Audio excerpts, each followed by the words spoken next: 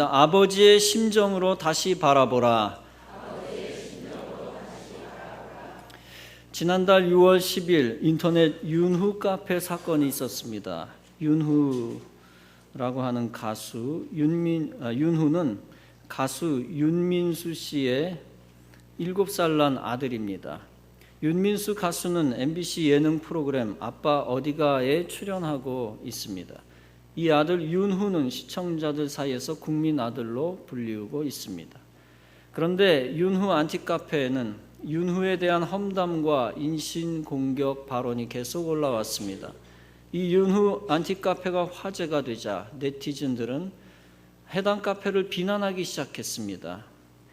비방 카페에 의해 생겨난 인터넷 오염을 자정하고자 하는 노력이었습니다.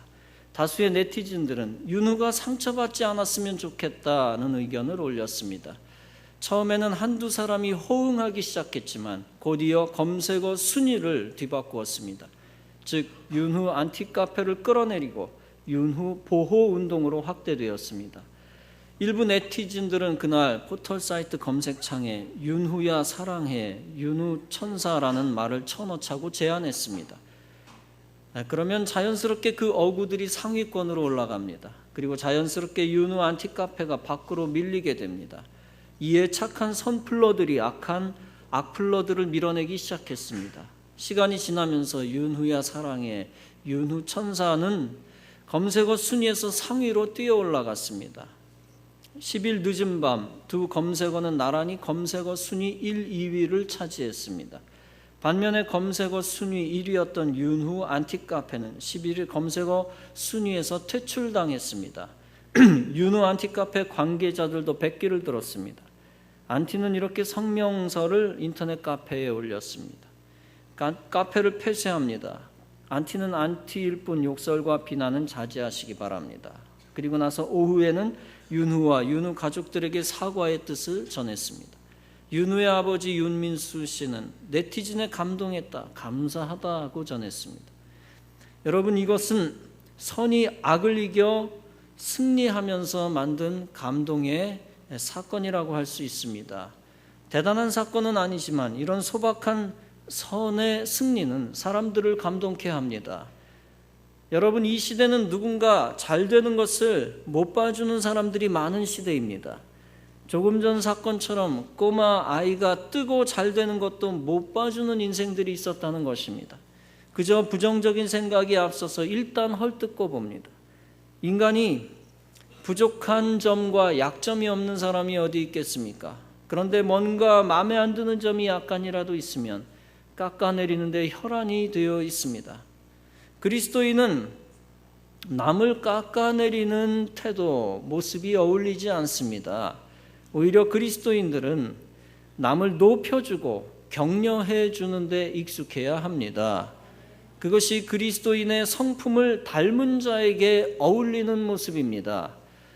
그리스도의 마음을 헤아려야 합니다. 그리스도는 약하고 선한 사람이 망하는 것을 원하지 않습니다. 오히려 그리스도께서는 약하고 선한 사람이 흥하고 강해지는 것을 원하십니다. 특별히 그리스도의 마음은 죄인이 회개하고 돌아올 때 가장 기뻐하시는 것입니다. 그것이 결정적으로 사람들의 마음과 다른 부분입니다. 사람들은 자기와 친한 사람들하고만 친하게 지내려는 속성을 가지고 있습니다. 그리고 인생들은 자기에게 의롭게 대한 의인에게만 잘하려고 하는 속성을 가지고 있습니다. 그들에게만 친절하고자 하는 속성이지요. 즉 사람들은 자기와 관계된 의인이든 자기와 관계되지 않은 의인이든 의인만을 기뻐합니다. 그러나 우리 주님은 다릅니다. 의인을 기뻐하시기도 하지만 더 기뻐하는 대상이 있습니다. 바로 주님 앞에 회개하고 돌아오는 죄인입니다. 회개하고 돌아오는 죄인을 가장 기뻐하십니다. 본문 말씀은 바로 돌아온 죄인을 기뻐하는 하나님의 마음을 표현한 비유입니다. 이것은 우리가 잘 아는 돌아온 탕자의 비유의 말씀입니다. 탕자가 돌아왔을 때 아버지는 너무 기뻐서 멀리서 오는 아들을 보고 뛰어나갑니다. 그를 부둥켜 안고 아마 기쁨의 눈물을 흘렸을 것입니다. 그리고 종들에게 명령합니다. 제일 좋은 옷을 내어다가 입혀라. 손에 가락지를 끼우고 발에 신을 신겨라. 그리고 살진 송아지를 끌어다가 잡으라. 우리가 먹고 즐기자. 여러분, 성경 퀴즈 대회의 넌센스 퀴즈를 기억하고 있습니까?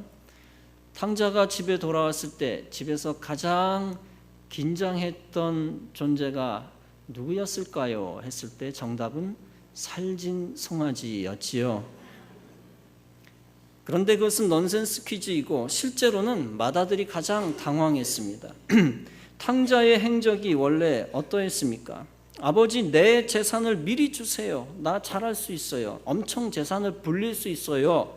하도 때를 써서 아버지가 재산 중 엄청난 부분을 나눠줍니다.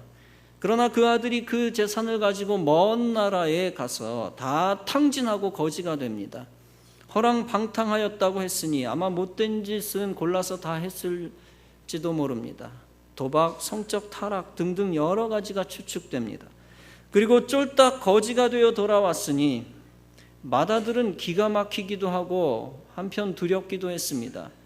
집안의 재산을 거덜낸 인간이 다시 돌아왔으니 또 얼마나 재정적 손해를 끼치려는가.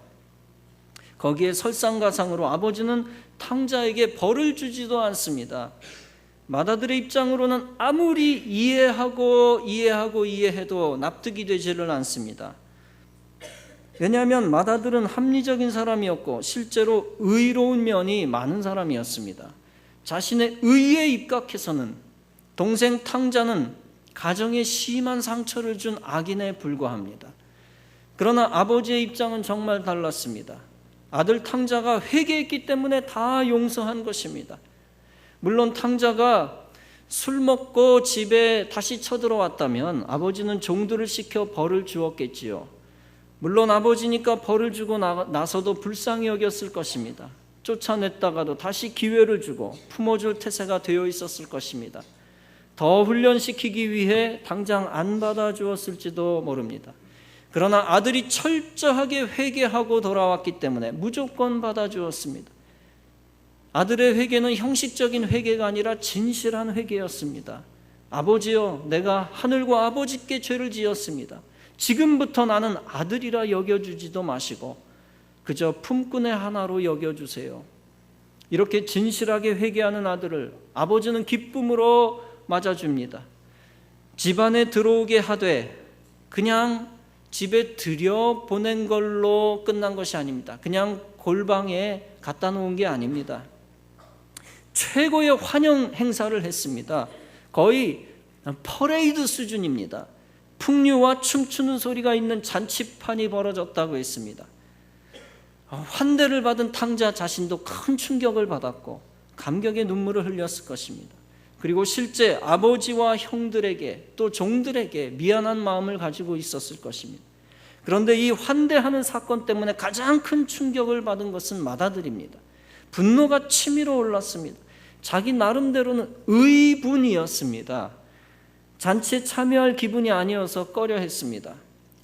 모든 사건이 논리적으로 앞뒤가 맞지도 않고 경제 원리로나 도덕 원리로나 질서 차원에나 그에게 있을 수 없는 일이었습니다. 그래서 당연히 아버지에게 따집니다. 나는 여러 해 아버지에게 순종했고 거역한 적이 없습니다. 그런데 내게는 염소 새끼라도 주어서 내게 친구들과 함께 잔치를 베푼 적이 없게 하였습니다. 그런데 아버지는 창녀 같은 아들, 재산을 다 탕진한 아들을 위해 살진 송아지까지 잡았습니다.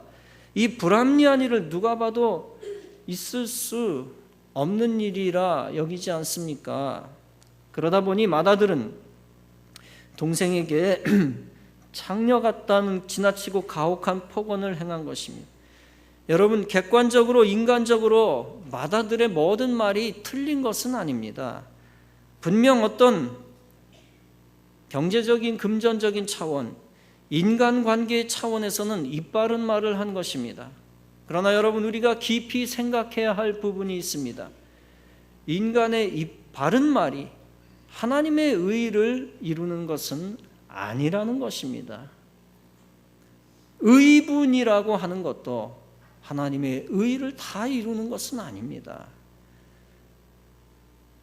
그런 맥락에서 야고보서 1장은 말씀합니다. 사람의 성내는 것이 하나님의 의를 이루지 못하느니라. 의분을 가지고 성내는 것조차 하나님의 의를 이루지 못할 때가 많다. 왜 그렇습니까? 성내는 것은 대개가 하나님의 깊은 속을 모르는 것이기 때문입니다. 통찰력이 부족하기 때문에 성을 내는 것입니다. 인사이트가 없기 때문입니다. 즉 깊이 보지 못하기 때문입니다. 가장 깊이 보실 수 있는 존재는 오직 성령님밖에 없습니다. 오직 하나님이 성령으로 이것을 보이셨으니 성령은 깊은 것이라도 통달하시느니라. 성령님을 의지할 때 인간의 모든 분노를 다스리게 될 수 있음을 믿으시기 바랍니다. 또 foresight가 없기 때문에 성내는 것입니다. 즉 멀리 보는 것이 없기 때문입니다. 먼 미래에 하나님이 계획하신 것을 미리 알지 못하기 때문에 오해하는 것입니다. 이와 같은 foresight와 관계된 여러 말씀들이 있습니다만 로마서 8장에도 나와 있습니다. 이제 고난받는 것과 장차 우리에게 나타날 영광을 비교하면 좋게 비교할 수 없느니라. 우리 하나님은 우리가 옳은 말 한다고 해서 기뻐하시는 분이 아닙니다. 옳은 말인 것 같으나 다른 눈으로 보면 옳지 않은 경우가 많습니다. 더 깊이 보지 않았기 때문에 옳지 않은 것으로 판명날 수도 있습니다. 더 멀리 보지 않았기 때문에 옳지 않은 것으로 증명될 수도 있는 것입니다. 아버지는 더 깊이 보았고 더 멀리 보았습니다. 그래서 아버지는 맏아들에게 권면합니다. 얘야, 너는 항상 나와 함께 있으니 내 것이 다 네 것이니라. 이 내 동생이 죽었다가 살았으며 내가 잃었다가 얻었으므로 우리가 즐거워하고 기뻐하는 것이 마땅하단다. 여러분, 이것은 아버지가 맏아들을 훈계하는 이야기가 아닙니다. 그것을 훈계라고 여기면 또 오해하는 것입니다. 맏아들은 질시하는 마음을 가졌는데 이 질시하는 마음이 하늘을 찔렀으니 오해가 있을 수 있습니다. 그러나 아버지는 멀리 보고 깊이 보고 하는 말입니다. 아버지가 탕자의 허랑방탕에 대해서 전혀 노하지 않았다는 뜻이 아닙니다. 아버지도 허랑방탕에 대해 노하고 죄를 미워합니다. 그럼에도 불구하고 탕자가 돌아왔을 때 즐거워하고 기뻐하는 것이 마땅하다라고 했습니다.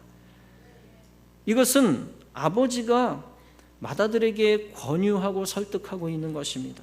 아버지는 무조건 맏아들을 심하게 꾸짖은 것이 아니었습니다. 만약 아버지가 맏아들을 심하게 꾸짖었다면 둘째 아들을 편애하는 것이 됩니다. 결코 아버지의 본심은 탕자를 편애하는 것이 아니었습니다. 단지 맏아들이 가지고 있는 이 작은 의보다도 눈에 보이지 않는 하늘의 더 큰 의를 드러내고자 하는 의도였습니다. 즉 평범한 인간이 쉽게 알기 어려운 천기를 밝힌 것입니다. 아버지는 하늘 뜻을 모르는 맏아들을 책망만 한 것이 아닙니다. 그렇다고 하늘 뜻을 모르는 맏아들을 방치한 것도 아닙니다. 무조건 강하게 질책한 것도 아니고 그렇다고 입 딱 다물고 방치한 것도 아닙니다. 회개하고 탕자가 돌아온 상황에서 식구들이 품어야 하는 최고 적절한 태도가 뭔지 가르쳐 준 것입니다. 그것은 회개하는 자를 받아들여야 한다라는 것입니다. 그 순간 가장 적절한 태도는 미움과 분노가 아니라 기쁨과 즐거움이라는 것입니다. 당장 사랑하라고 강요한 것이 결코 아닙니다. 사랑하라고 강요했다고 이 본문을 읽으면 우리 인생은 너무 인사이트와 포사이트가 약한 것입니다. 회개하고 돌아온 상황에서 가장 적절한 태도는 기쁨과 즐거움이라는 것이죠. 왜냐하면 그리스도인에게 가장 적합한 것은 그 순간에 그리스도의 성품을 갖는 것이기 때문입니다. 다시 말하면 천국 백성들에게 가장 적합한 태도는 천국에서 환영하는 것과 같은 천국의 마음을 갖는 것이기 때문입니다. 우리 크리스찬들은 논리적으로도 많이 빗나가 있습니다. 이 비유의 교훈을 오해하기가 쉽습니다. 맏아들이기 때문에 맏아들답게 동생을 사랑해야 한다는 교훈으로 받아들이기 쉽습니다. 그러나 예수님이 이 어마어마한 비유를 말씀하실 때에 그 이유가 고작 동생을 사랑하라는 도덕은 아닌 것입니다. 형으로서 동생을 사랑하라, 이 얘기하기 위해서 이 어마어마한 비유를 얘기한 게 천기를 누설한 게 아닙니다. 맏아들처럼 의젓해야 맏아들의 자격이 있는 것이다 라는 인간적인 교훈 때문에 이 엄청난 비유를 하셨다고 생각하십니까? 결코 그게 아니죠. 물론 그런 교훈도 나쁜 것은 아닙니다. 그러나 더 중요한 것은 아버지의 통찰력과 아버지의 선견지명입니다. 본문의 비유의 말씀에서 아버지는 아들에게 이렇게 권면하지 않았습니다. 내가 기왕이면 맏아들답게 대승적 차원에서 이 상황을 좀 받아들였으면 좋겠다. 물론 이런 논리도 나쁜 것은 아니죠. 아버지가 충분히 아들에게 할 수 있는 도덕적 권면이 될 수 있었겠지요.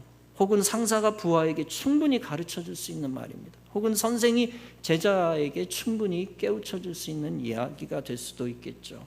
그러나 진정 아버지가 맏아들에게 하고 싶었던 차원은 사실 다음과 같은 것입니다. 아들아, 맏아들로서 내 마음을 알고 있다. 그러나 형의 입장에서 동생을 보지 말고, 형의 입장에서 동생을 보지 말고 아버지의 입장에서 동생을 다시 바라보거라. 형의 입장으로 그를 보면 내 말이 맞다. 그러나 아버지의 심장을 가지고 그를 다시 바라보는 것이 내가 너에게 원하는 것이니라. 형의 입장이 아니라 아버지의 심정으로 동생을 받아오. 그렇습니다. 예수님의 탕자의 비유의 핵심은 바로 이것입니다. 인간이 옳다고 생각하는 소견대로 더 이상 살지 말아라 하는 것입니다. 오직 하나님의 심장을 품고 세상을 다시 바라보라는 것입니다. 여러분, 인간이 인간을 바라보면 배신과 분노의 감정밖에 남는 것이 없습니다.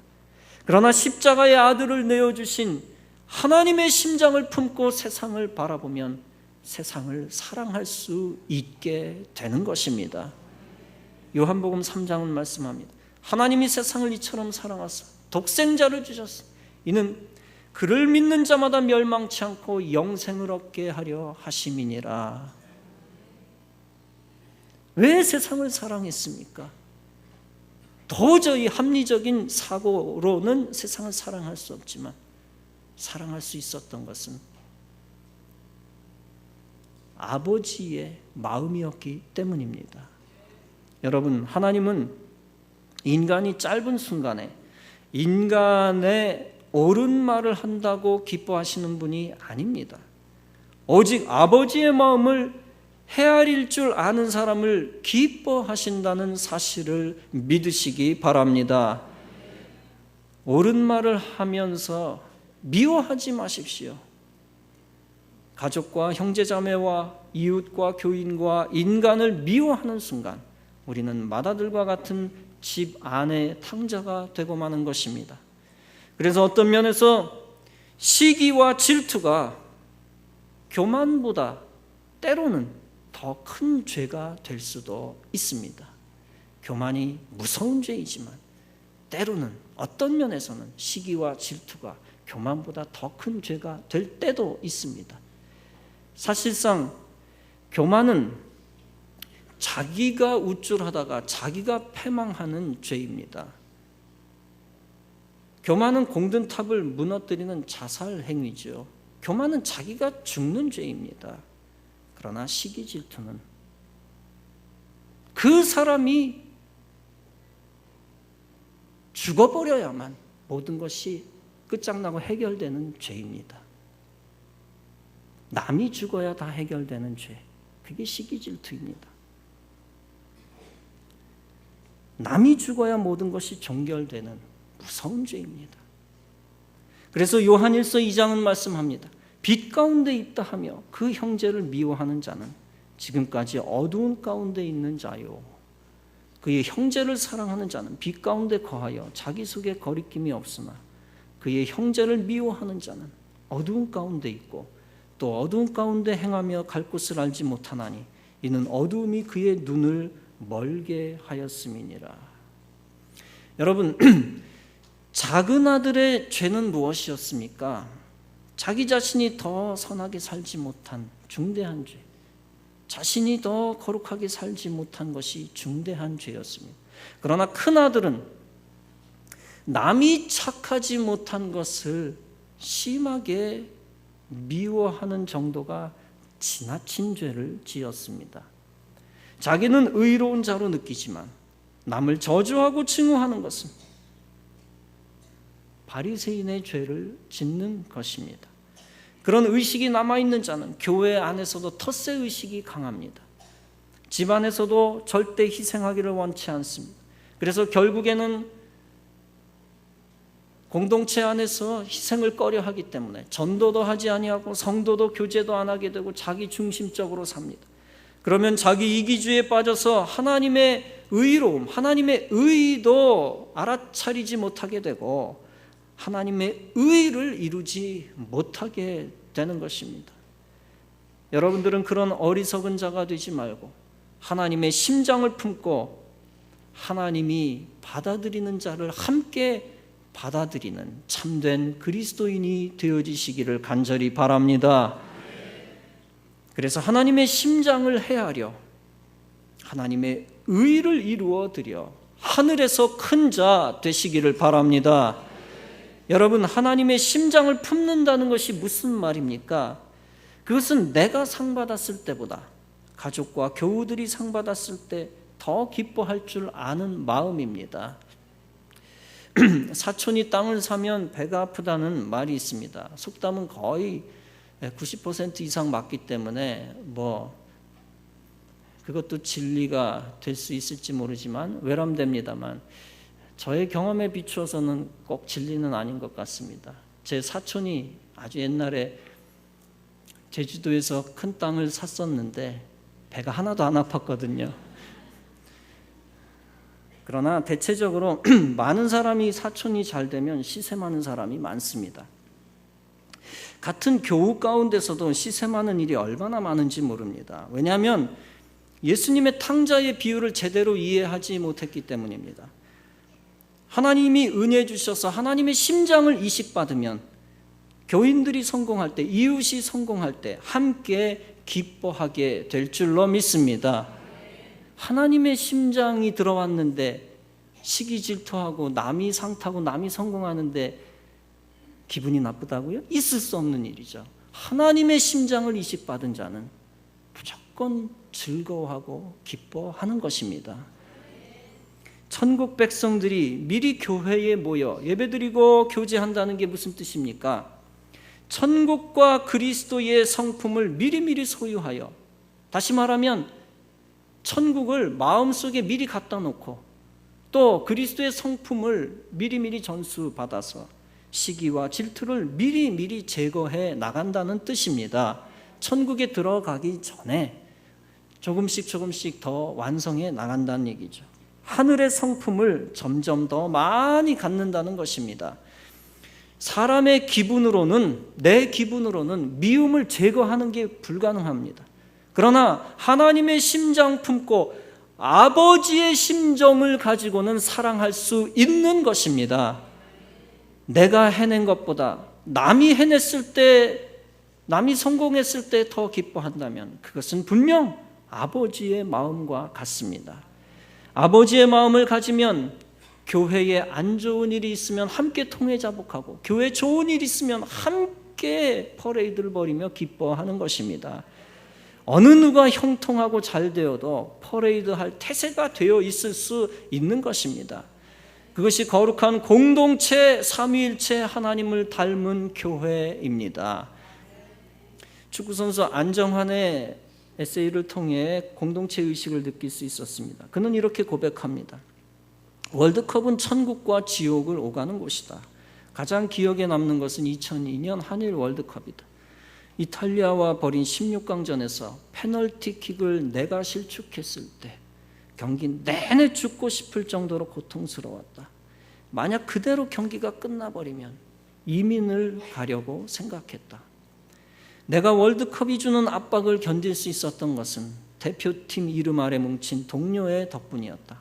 선수 한 명만 잘한다고 잘 되는 것이 아니지만 선수 한 명만 없어도 무너지는 것이 축구다. 이탈리아전에서 동료 선후배의 소중함을 느꼈다. 내가 역전골을 넣었을 때보다 설기현이 동점골을 넣었을 때 더 기뻤다. 그만큼 당시 대표팀의 동료애가 뜨거웠고 모두 하나 되었기 때문에 4강을 달성할 수 있었다. 무슨 말이냐면 남이 골을 넣었을 때 더 기뻤다. 적어도 그 순간의 그 진술은 진실입니다. 사랑하는 성도 여러분, 우리가 축구팀에서의 동료애보다 못할 이유가 뭐가 있습니까? 우리는 모두 그리스도 안에서 한 몸 된 형제 자매들입니다. 천국의 생명을 미리 나눈 형제 자매들이기 때문에 아버지의 심장을 품고 바라보면 서로 축복할 수밖에 없는 것입니다. 서로 축복하는 자만이 아버지 하나님의 의를 이루어 드릴 수 있게 되어지는 줄로 믿습니다. 여러분, 선배로서 후배를 사랑하라는 얘기가 아닙니다. 집사, 권사, 장로가 되었으니까 생각을 뜯어고치라는 얘기가 아닙니다. 직분자니까 억지로 사랑하라는 얘기가 아닙니다. 형이니까, 동생이니까, 언니니까 이해하라는 얘기가 아닙니다. 솔직히 쉽지 않습니다. 어느 부분에선 불가능합니다. 오직 예수 믿는 자로서 그리스도의 심장을 품고 다시 바라보라는 얘기입니다. 오직 하나님 아버지의 심정으로 아들을 바라보듯, 아버지가 아들을 바라보듯 하나님의 자녀들을 다시 바라보고 이웃들을 바라보라는 얘기입니다. 오직 하나님의 심장, 아버지의 심장을 품고 사랑해보라는 얘기입니다. 형으로서 사랑해보라는 얘기가 아닙니다. 아버지의 마음을 한번 헤아려 들어와 보고 사랑해보라는 얘기입니다. 사랑하는 성도 여러분, 우리 예관교회가 아버지의 심장을 품은 교회가 되기를 간절히 바랍니다. 그래서 서로 축복하는 데 있어서 가장 앞서가는 축복의 모델이 되기를 바랍니다. 그때 우리 하나님 아버지가 크게 기뻐하실 것이고 자녀된 우리 모두에게 무한한 복을 주실 것이고 가정을 번성케 하며 교회를 크게 부흥시켜 주실 것입니다. 아버지의 심장 품고 천국의 평안을 회복하고 모든 문제를 자연스럽게 해결해 나가는 놀라운 크리스찬, 놀라운 신앙인 다 되어지시기를 주님의 이름으로 축원합니다.